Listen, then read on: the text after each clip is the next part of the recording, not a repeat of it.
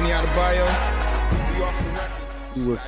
With you there, but if you're a coach, do you take that chance? Yes. You can reach us at the Off the Record Show at gmail.com. Anthony Adebayo and the most accurate sports coverage. Scotty B's Fantasy 5. We're different from any other sport. His sophomore year. Comes back and says, you know what? And your boy, Scotty B.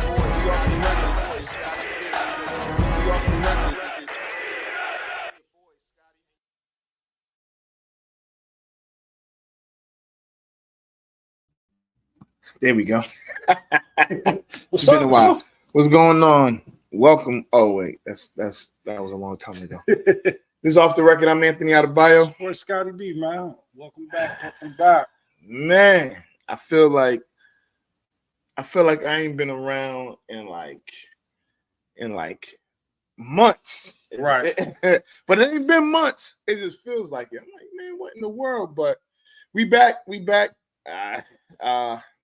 It's Off the Record. Oh, I already said that part, right? Yeah, absolutely. Gotta get used to. Yeah, a little jet lag in you, right?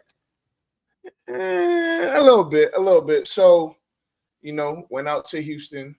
Was covering TBT, which was dope because I had never been to any games at TBT. I watched them on TV before, things like that, but I've never been, and it's good. So can you explain what TBT is? It's the basketball tournament. That's okay. So it's this TBT is just it's called the basketball tournament.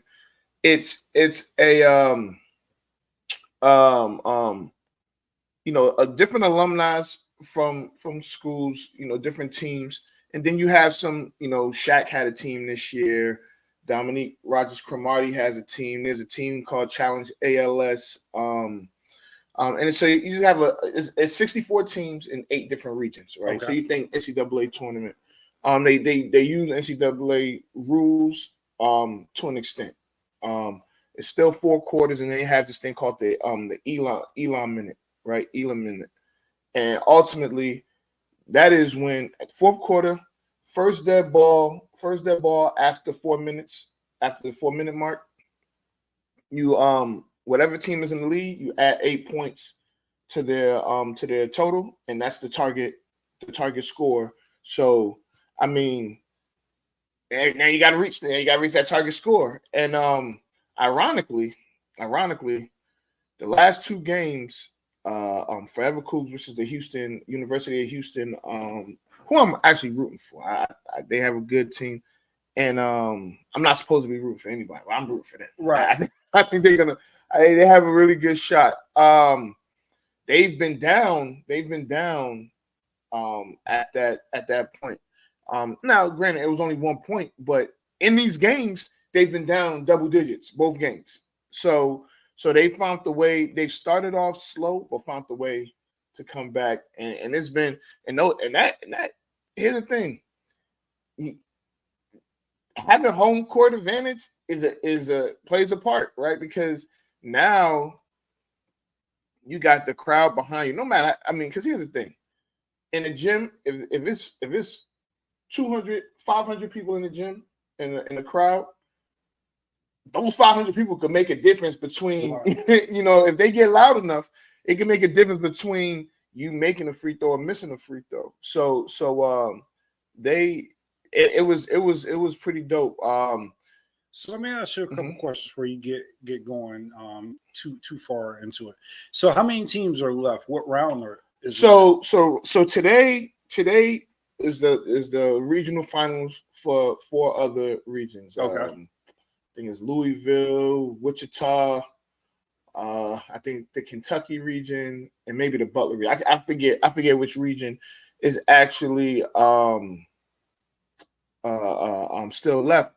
But so essentially it's about 8 teams left now. Well, after tonight it'll be 8 teams left. 8 teams. After tonight it'll be 8 teams. Then next week it ends. The championship is in Philly. They'll have the Final Four. So the quarterfinals, which would be like the Elite 8, is going to be at one of the regions. Is Okay. And that's based off of a number of things.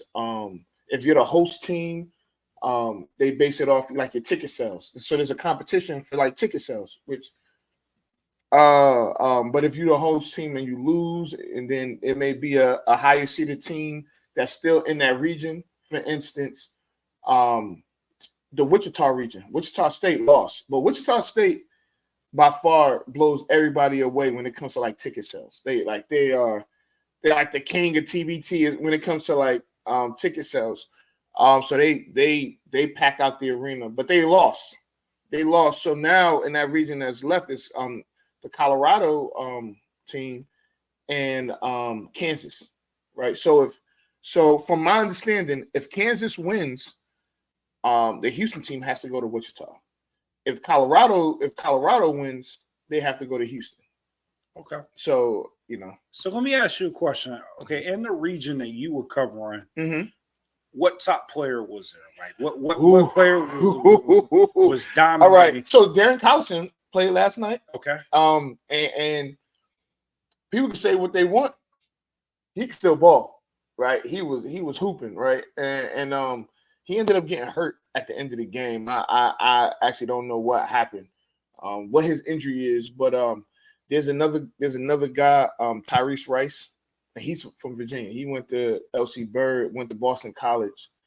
I remember you telling me Tariq Evans was Tariq. He was supposed to play, but he wasn't there. So I don't know. So the other thing is dealing with the outage last week. There were a lot of players that actually missed the first game. So the tournament itself had to deal with the travel issues because of that on Friday, but it worked out. So there's a ton. Eric Bledsoe is playing. He's not in this region. He's in the Kentucky region. And he played for Kentucky with John Wall. Yeah. Okay. So there's a bunch of guys, ex-NBA guys. If I'm not mistaken, I think Greg Oden played last year. I don't know if he's playing this year. He might be playing this year too. And I'm pretty sure like he's well suited for a tournament like that. Like I always felt with Greg Oden, maybe the NBA schedule was a little bit too much for him, but one game here, one game there, like you got a problem. Yeah. So I mean, it's again there's a lot of guys. So there's some guys that played in the that was playing in the summer league that's coming back to play, and you had to register in time, and you're still eligible to play if you were like playing in the NBA summer league. You're still eligible. So yeah, man, it was good. Seeing some guys that you kind of remember, like, oh, I forgot about that dude. Or this dude, when you just said Eric Bledsoe, I just thought back. I was just like, oh shoot, Eric Bledsoe, the ball, like yeah. I mean, and he's putting up buckets. So I mean, they're going to be a problem just because. I mean, you got but Team ALS yesterday, it was versus Forever Cougs was such a dope game. I was like, man, because I'm looking at Harold right now. I'm like, right. Okay, where's he been? Yeah, Yogi Ferrell. He's playing with Indiana, and it's like. Oh, by the way, we got it on TV too. So yeah, so we keep So it's a good. I personally like it because you get to see some of the guys that played some college because on that university. It's on Fox Sports. Yeah. So and some of the guys that was on the Houston team played in the Final Four a few years ago. You know what I'm saying? So it's like then I got to see had a conversation with Kelvin Sampson. I just met a ton of people that I was not expecting to meet. It was just like, oh, this is pretty cool. I was meeting Kelvin Sampson. He's always been one of my favorites. I remember when he was coaching at, I believe, Oklahoma. He was one of my favorites then. It was so he was when we were having that conversation, it was kind of like a no pun intended, it was like an off the record type conversation where the game was about to be over. It wasn't about how you doing, how was coaching, it was about the game going on because he looked. And again, he's coaching the Final Four. He's done all this coaching, and he looked nervous. But a lot of those guys that was on that team played for him, you know. And so it was weird, but kind of cool at the same time. Yeah, it was different because I believe it might have been this year or it might have been last year where his team got knocked out the tournament early, and they had him on like CBS doing like analysis or whatnot. And some of his takes and some of his perspectives were just really good. It was just interesting getting into one of the great basketball minds, you know. Yeah. So again, if you can turn Fox Sports 1, Fox Sports 2, that Wichita region is the Colorado squad and the Kansas squad. And Kansas, they have some people as well, but so then you have next week is the region. Then August 2nd, you have the Final Four, and then the 4th is the finals. And here's the thing: they get $1 million. They play for $1 million. That's the most important thing. $1 million a piece. No. So $1 million for the team, and they'll split. Yeah. And so some teams have 8 guys, some teams have 12 guys, some teams have 10, 14. But the coolest part of all of that, you won't win the money, is that you get that joint zelled to you right after the game. Oh wow. Yes. Yeah. So I mean, I think it's dope. I'm definitely gonna do it again, cover it again. I may end up in Philly. Yeah, I was just thinking about that. Depending on how the dates align, that might be a good trip to take. So I don't know.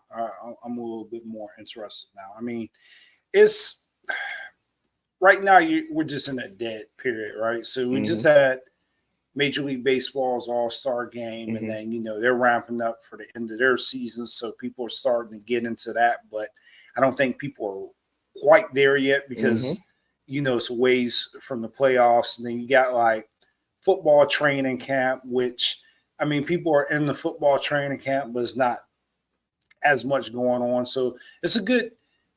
I think whoever does the TBT, they got it right with this time period because this is the right time period to where people absolutely want some sort of sports to watch. So. Yep. And so with training camp starting, I mean, you still got a ton of storylines. I mean, you got the Aaron Rodgers storyline. You got the 49ers storyline with Ayuk, and you got and not just me just finding out earlier, Trent Williams. I'm like, I said, here's the thing with Ayuk. I'll tell you what I feel about Ayuk. I think that I selfishly trade his ass, like get him out of there, But I think if he was going to get traded, it was going to be anywhere between the draft and like June, right? I think at this point, it'll be tough to like trade him, I don't think we are. I think right now there's no incentive to trade him because he is that critical to what we do.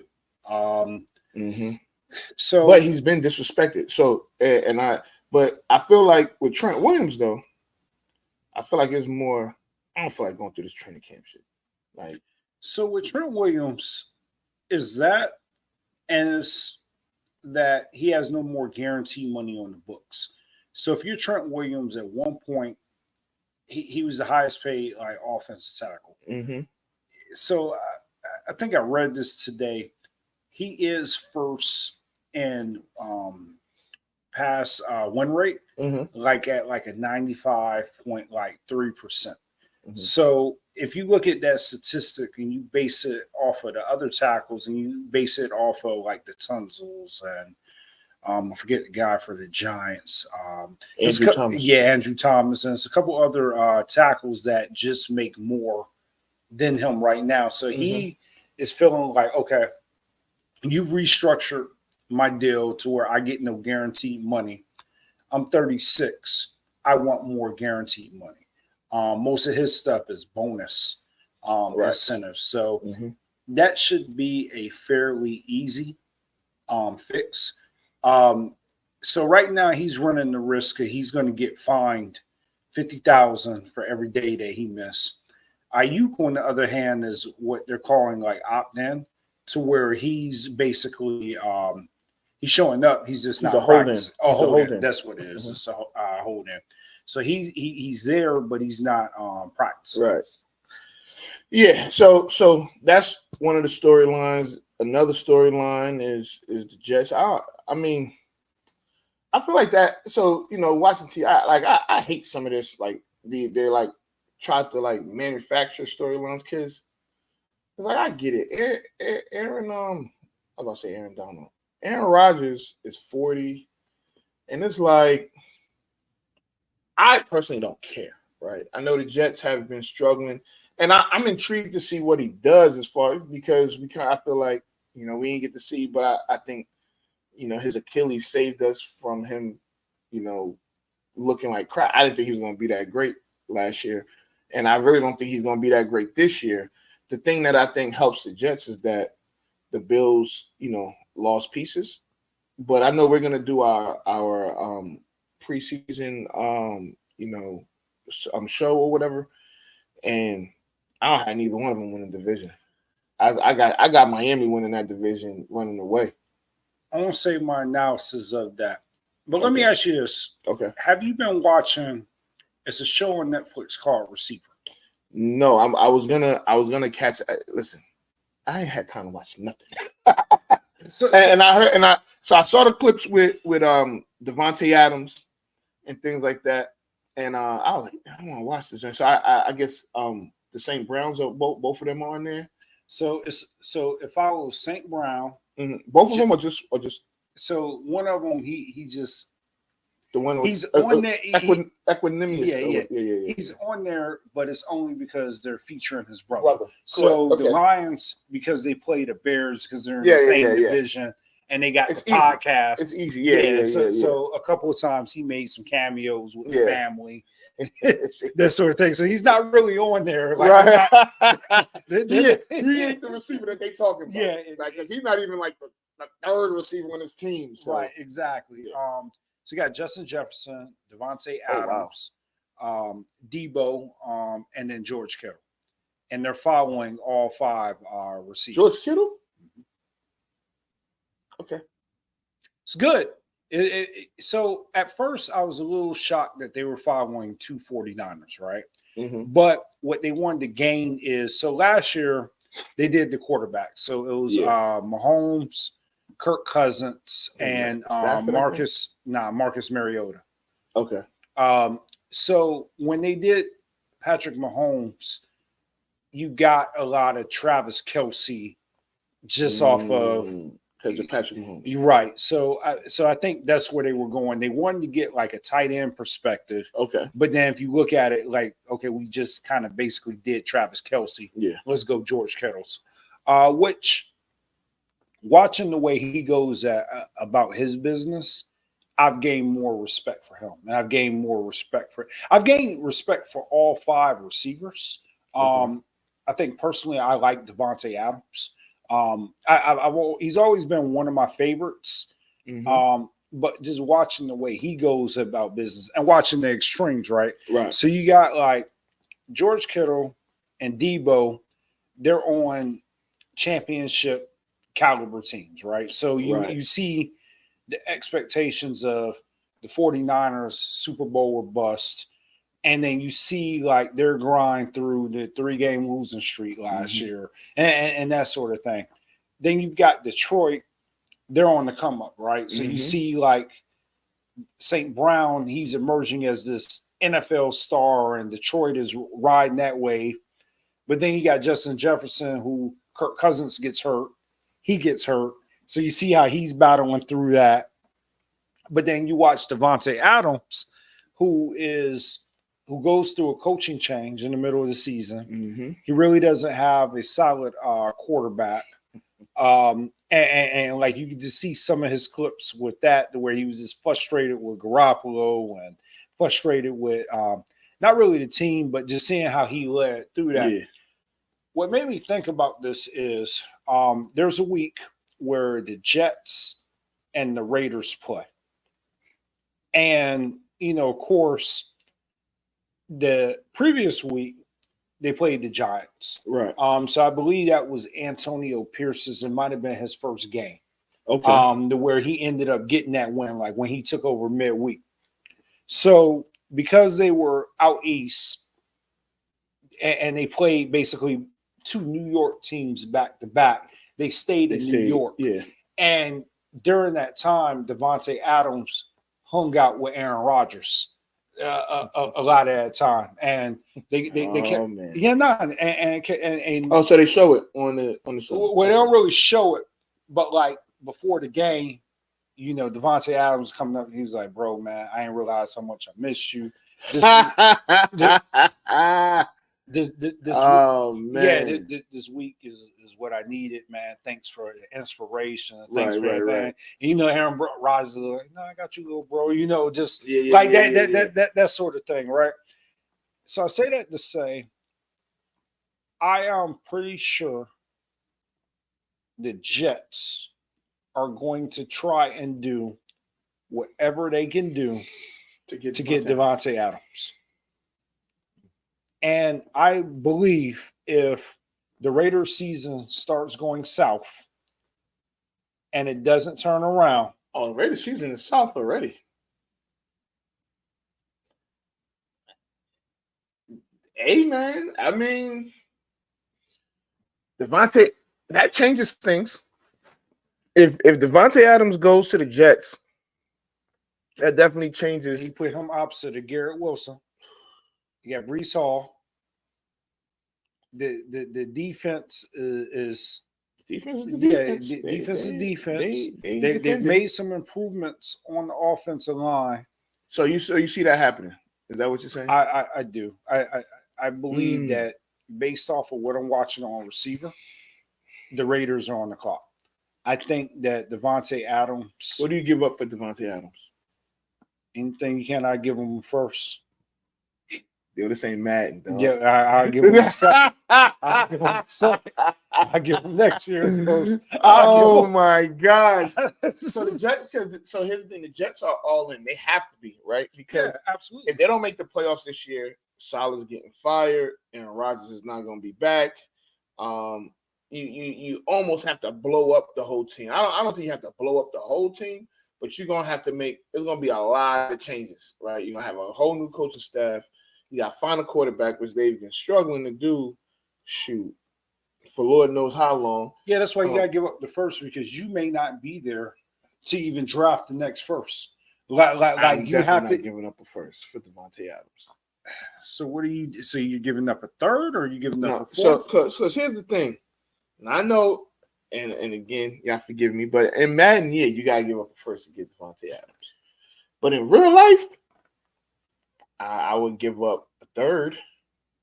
A third may be the highest I go, and if I give a second, it ain't gonna be next year's second, because second rounders are just as good as first rounders. You know what I'm saying? Like, second, a ton of Hall of Fame second rounders.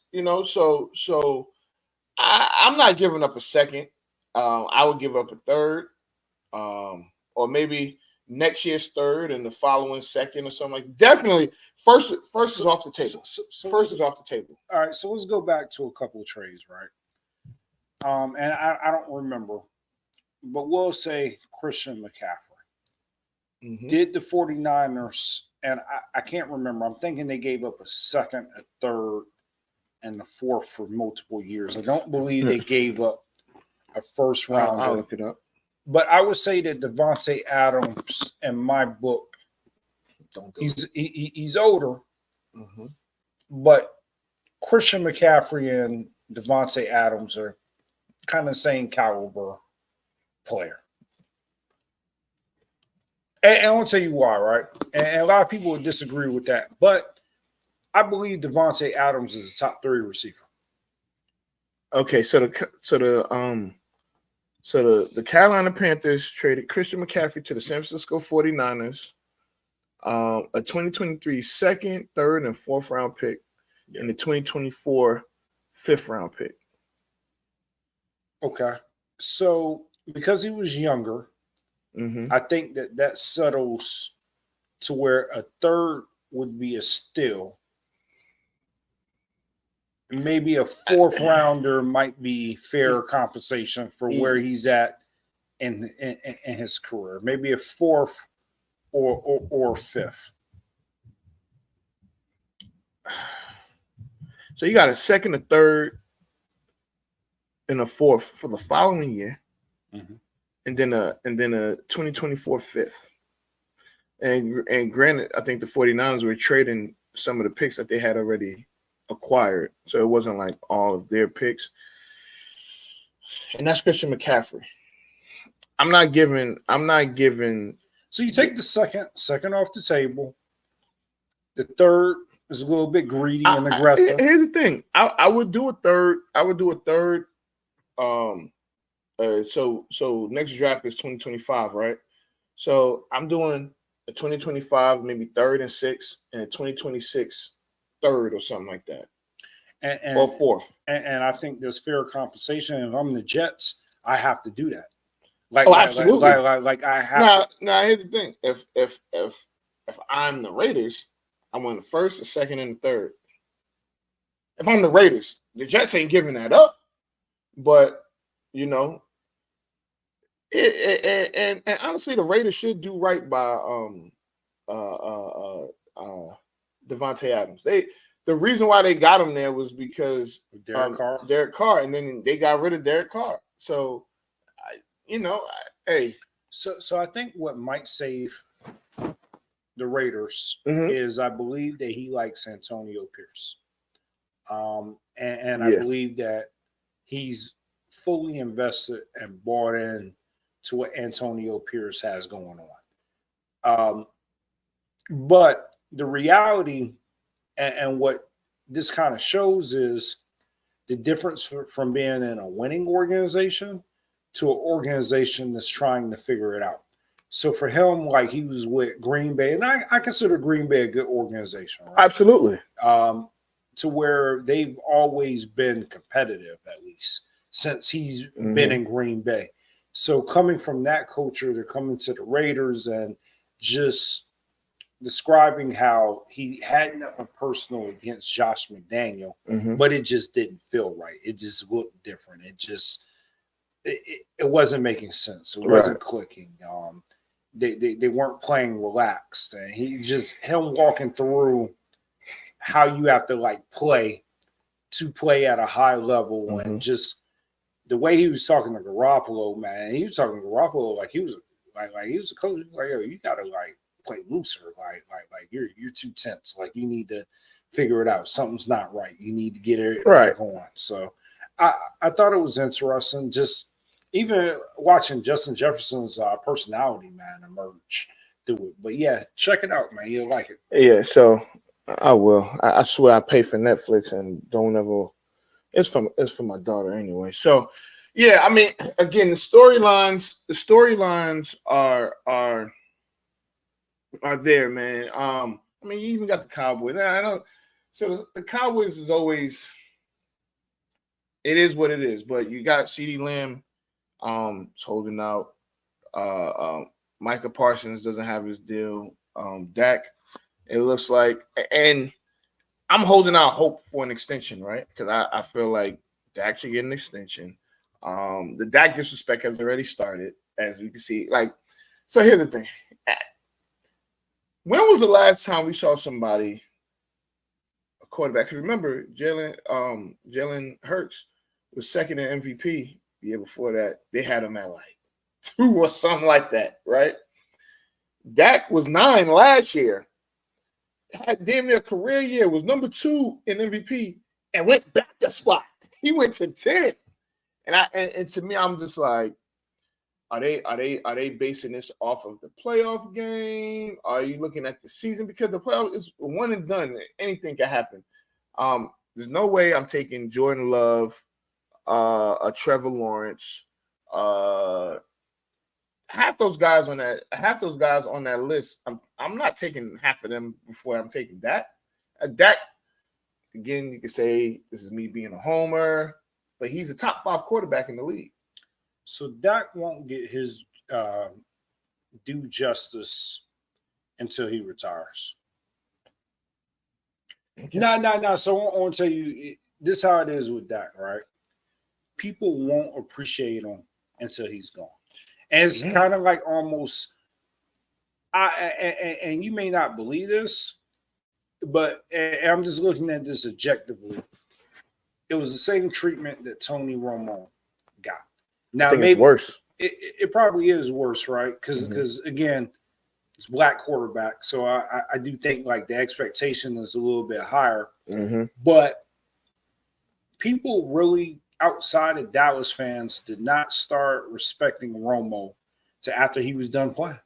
And now you look at his commentating and you look back and you're just like, they gave that guy a hard time. And yeah, he had some losses and yeah, maybe he came up short in the playoffs. But if you really look at it statistically, it is difficult to win in the National Football League. Absolutely. Everybody's not going to like, okay, in this receiver, I want to circle back to that, right?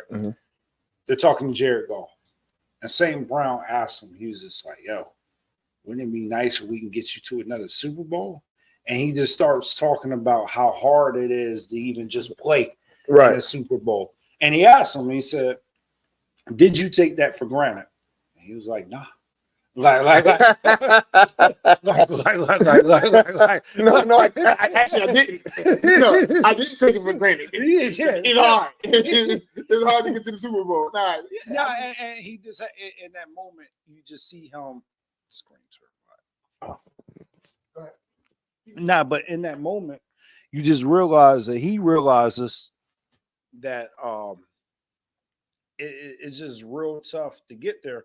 So I think a lot of times when we look at Dak, we look at a lot of the other, it says battery exhausted. Yeah, but when we look at a lot of the other quarterbacks and we hold them to just all the expectations and say, hey, they should have gotten it done or they should have won, it's not realistic. Right. No, yeah. I agree. I think that with when it comes to Dak, I ain't even gonna say because they can have high expectations. This is the Cowboys. I get that, but sometimes it feels like you're biased for not liking the Cowboys. It makes you look even worse, and it's just like, oh my gosh. So because my thing is this, because the thing that you say Dak doesn't do, right? The thing that you say Dak doesn't do, you can look at, you could take Trevor Lawrence, you could take Justin Herbert, you could take Tua, you could take Lamar. Now Lamar Jackson is different. Lamar Jackson has 2 MVPs, but he hasn't had the postseason success that people want, and it is what it is. But he just hasn't had it. Will it happen? I think it will. I think eventually he'll go on a run. But see the difference, and this is where I have to stop you here, right? For Dak, he's teetering into that line of, I don't want to say that his career is over, but it's how much better is he going to be? Like I feel like with Dak, a lot of people just feel like, okay, he's put up all the numbers that he needs to put up. Maybe he's lost like a few games that people thought that he should have won, and that's subjective, right? Because it's enough blame to go. But I think with the Tuas and the Jordan Loves and the Lamar Jacksons and a couple other quarterbacks, their limit, their potential is there. So with Dak, you don't really see the potential because he's at the tail end of his career. He's not at the tail end of his career, dog. You don't think so? Absolutely. Dak will still play another 10 years. He's not at the tail end of his career. Dak, what? Okay, he came in he's 29. Right? Yeah, he'll be 30 this year. Okay, so he'll be 30 this year. So you have him playing till he's 40, which is not outside of like I mean, we're Most watching Aaron quarterbacks, Rodgers. most quarterbacks are. I mean, they're playing longer because the rules make it easier for them to play longer. So I feel like with Dak, we're just getting on like some of the untapped stuff that we've seen, like things that because they always say, well, he can't throw the deep ball. He can't throw the deep ball. He's not accurate downfield, which is the craziest thing I've ever heard in my life to say Dak's not accurate. But we're gonna see, man. And I feel like it could be a John Elway situation, right? Because a that's lot of possible. the things that were said about John Elway, I mean, he couldn't win the big game, and he always came up short. And Shit, Peyton Manning. Well, yeah, okay. So, what year was Peyton Manning in when he lost? I mean, when he finally won, or he finally figured it out. What year Peyton Manning won his first Super Bowl? I want to say in year 9, I think, or 10. Peyton Manning. Remember, because it was like a stretch. They couldn't beat Brady. They couldn't beat the Patriots. So I mean, Peyton Manning went through, and of course, good old Google, but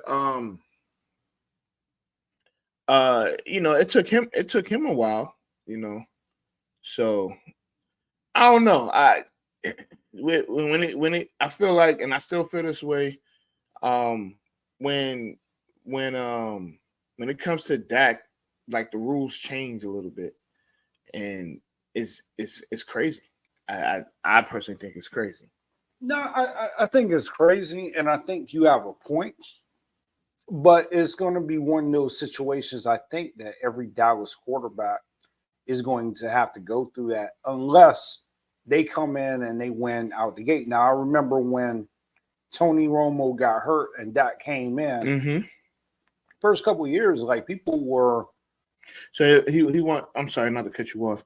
Peyton won his first Super Bowl in his 9th year.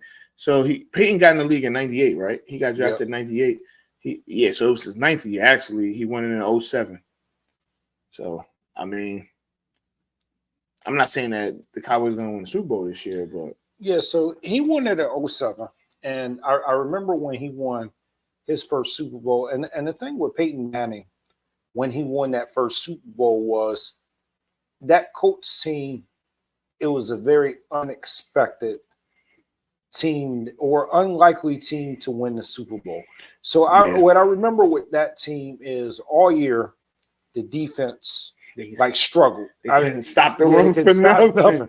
I mean, it was like one of the worst defenses all year. Yep. But for whatever reason, the playoffs hit, and the defenses figured it out and just played like lights out during that year. And I don't want to say or shortchange Peyton Manning because I'm not looking at the stats. Mm-hmm. But it wasn't like he was like lighting the scoreboard up. It really was the defense. They had a bunch of like one score games. Yeah.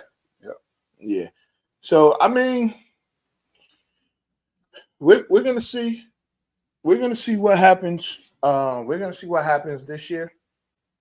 With Dallas, but again, it is one of those is the storylines, and I think the NFL has, for the most part, done a good job of getting us the storylines and giving us something to talk about. So camp just start. I was trying to go to the Texans opened up this past week because they play the Bears, and I wanted to go, but I kind of got held up. I couldn't make it out there to go see their training camp and see some of those guys in action. But I think we're gonna have an interesting year. I'm ready for our preview show. We're gonna have some special guests on that preview show that I think that people are gonna want to hear from. Right? So yeah, man. So I ain't gonna lie to you. I'm tired. I'm tired, and we good. Anything else? You got anything else for the people? Nah, man. Shoot, we'll keep recording. Got 300 episode coming up. Yep. And We got an interview with we're gonna have some different people coming on. The head coach for Forever Cougs, Coach Lawrence Pay. He's a Houston alumni. Played on the basketball team. He's coaching the team. He agreed to come join us. Couple of the players. And we got some other things coming. Adon, college football is about to start, so we're gonna have an interview with him. So yeah, man, he was one of our first. one of the first guests. when he was a young tyke. So we apologize for the technical difficulties. It is what it is. I don't know. Sometimes cameras mess up. And we had to do radio for how long? Like 3 years, 4 years. So y'all be all right. Y'all be all right. Yeah, man. So yeah, we'll be back. This is Off the Record. I'm Anthony Adebayo. Boy, Scotty B. And we out. Anthony Adebayo. With you there, but if you're a coach, do you take that chance? Yes. You can reach us at the Off the Record Show at gmail.com. Anthony Adebayo and the most accurate sports coverage. Scotty B's Fantasy 5. We're different from any other sport. His sophomore year. Comes back and says, you know what? And your boy, Scotty B.